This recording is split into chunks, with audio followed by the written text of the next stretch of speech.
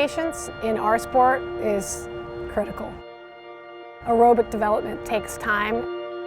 You have to have the individuals who are capable of being patient with the process. And with that work over time and that patience and a lot of the individual attention and the individual development we do, I think we're able to get the most out of our athletes.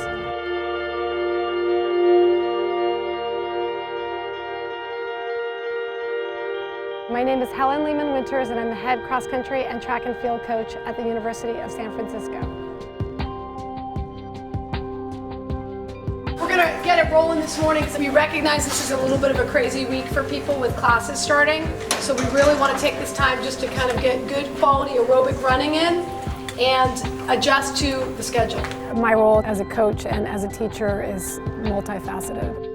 As a coach, you wear a dozen different hats every single day, from teacher to coach to parent to sometimes friend, helping them manage their life outside of the sport and helping them just adapt to new surroundings, a new team, a new environment. Balancing all those hats is the key, I think, to being a successful coach. Hey, even on the off, Patrick, cover that. Stay in a nice tight group there. There you go. Stay up tall, Eva, pick the feet up. Ashley, drive the hands back so you can stay right with the group there. That way. I demand a lot, but I also have a soft side, so I think my expectations for my athletes are very high, and I expect the most out of them in every area. You have to really be disciplined. Yeah. Okay, so don't overrun the first one. Yeah. And then we'll chisel down a little bit, depending on how people are feeling. Let's have some fun. We focus a lot on the aerobic development, but also the technical part of running and the efficiency and mechanics. Ashley, you gotta be conscious of those mechanics when you get tired. You gotta just be mindful of being more active behind here, because this is you. There's no movement. You gotta come back to the hip pocket, okay? Tom, you are running awesome. Stay right with it. You're running great, Tom. Nice and tall. Pick the feet up. I want to make sure that you're not overrunning yourself in practice. So you have to provide the feedback. I don't think I am. Okay. I'm taking my recovery days really easy. Okay. That's good work, ladies. Nice and smooth. Like clockwork. Our practices are not a 2-hour practice and you're done and out the door. That's one of the ways we have become successful, from sleep to recovery to nutrition to ice baths to foam rolling. I mean, the list is endless, and the athletes that we have embraced that, and those have become big difference makers. That's good stuff out there. Remember how important it is to stay engaged with your group that you're training with, because the same thing happens in a race. When you fall off for a split second, you can lose concentration and then you're kind of lost. And you're much more effective if you're working off of one of your teammates. All right, guys, stay on it. Take care of your bodies. Let's get it. John's on 3. 1, 2, 3, Johns! The preparation that leads up to competition is critical. It's not just how many miles you run or how fast you run an interval, and it's paying attention to overall preparation, paying attention to all the details that go into being a successful athlete.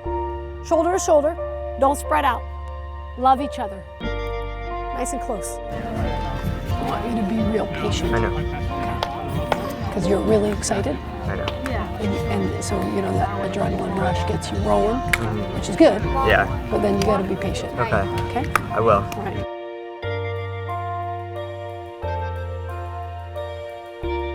There is nothing better than seeing one of your athletes get the absolute most out of themselves.